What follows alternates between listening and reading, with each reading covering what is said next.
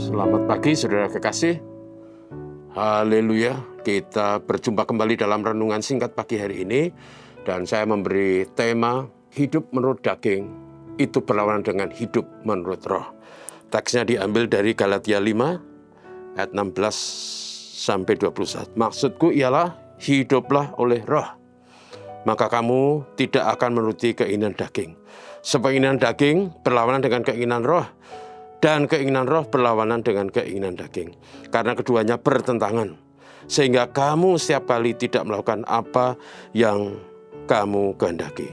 Perbuatan daging, ayat 19, telah nyata, yaitu percabulan, kecemaran, hawa nafsu, penyembahan berhala, sihir, perseteruan, perselisihan, iri hati, amarah, kepentingan diri sendiri, percideraan, roh pemecah, kedengkian, kemabukan, pesta pora, dan sebagainya. Terhadap semuanya itu kuperingatkan kamu, seperti yang telah kukatakan dahulu, bahwa barang siapa melakukan hal yang demikian, ia tidak akan mendapat bagian dalam kerajaan Allah. Saudara yang kasih, kemarin kita bersama-sama sudah merayakan hari kenaikan Kristus ke surga.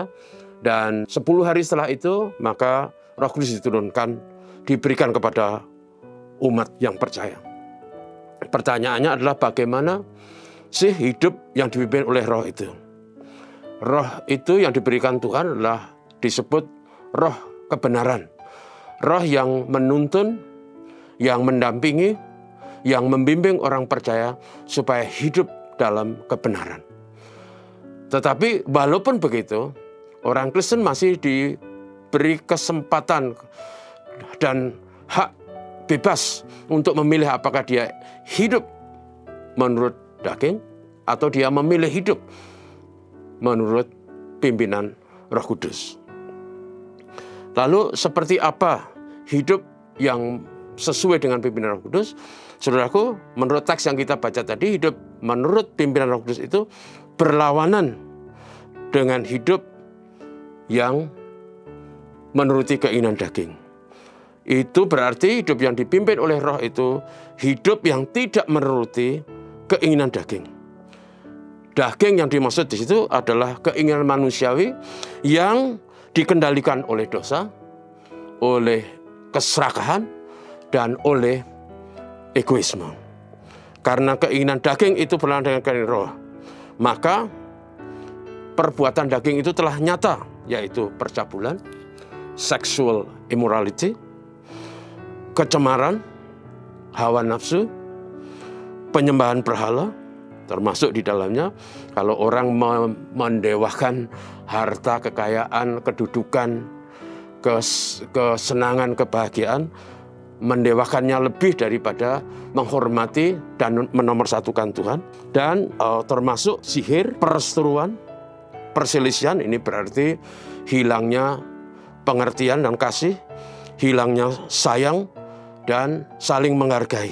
Di situ juga akan hadir, kalau orang hidup menurut daging, maka ada iri hati, ada amarah, ada kepentingan diri sendiri atau egoisme, ada percederaan, roh pemecah, kedengkian, kemabukan, pesta pora, dan sebagainya. Sekali lagi, ini semua berkaitan dengan keinginan manusia yang dikendalikan oleh nafsu, oleh dosa, oleh egoisme, dan keserakahan. Firman Tuhan mengatakan orang-orang yang hidupnya menuruti keinginan daging, maka akibatnya mereka tidak akan memperoleh bagian dalam kerajaan surga. Karena itu saudaraku, hidup kita di dunia ini, walaupun kita hidup dalam dunia seperti ini, dalam arus dan situasi dunia seperti ini, kita saudara harus mengatakan tidak kepada keinginan daging. Dan kita harus mengikuti kehendak dan pimpinan Tuhan sesuai dengan sabda Tuhan yang kita percayai. Itu berarti kita hidup menurut pimpinan roh. Karena walaupun hidup di dalam dunia ini diwarnai dengan arus dan situasi yang seperti ini, kita akan dimampukan untuk hidup sesuai dengan pimpinan roh. Itu sebabnya saudaraku, karena orang yang hidup menurut keinginan daging tidak mendapat bagian dalam kerajaan surga, maka saudaraku, marilah kita hidup ikut seturut dengan kehendak Roh. Karena hidup menurut Roh itu berlawanan dengan hidup menurut daging. Janganlah kita hidup menurut daging. Tuhan memberkati kita, mari kita berdoa. Tuhan Bapa Surgawi, kami bersyukur menjadi umat-Mu, kami bersyukur untuk Roh-Mu yang memimpin kami.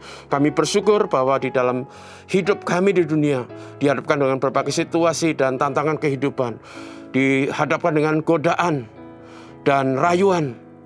Tetapi Tuhan, kami sadar bahwa kami sebagai orang beriman harus hidup menurut Roh Tuhan, bukan menuruti kehendak daging. Karena orang yang menuruti kehendak daging, dia tidak mendapat bagian dalam kerajaan surga. Itu sebabnya kami berdoa kiranya hari ini kami bisa hidup sesuai dengan kehendak-Mu, dengan menomorsatukan Tuhan, mengasihi Tuhan, mentaati Tuhan, bahkan melayani Tuhan. Tuhan memberkati kami semua dalam segala aspek hidup dan kesibukan kami, pekerjaan dan rumah tangga kami, anak-anak kami diberkati. Berkatilah juga negeri di mana kami tinggal, supaya damai dan tentram ada di negeri ini, supaya pandemi segera diatasi, tuntas dari negeri ini. Inilah doa kami. Tuhan menolong kami semua hari ini. Terima kasih Bapa. Amin. Tuhan memberkati saudaraku.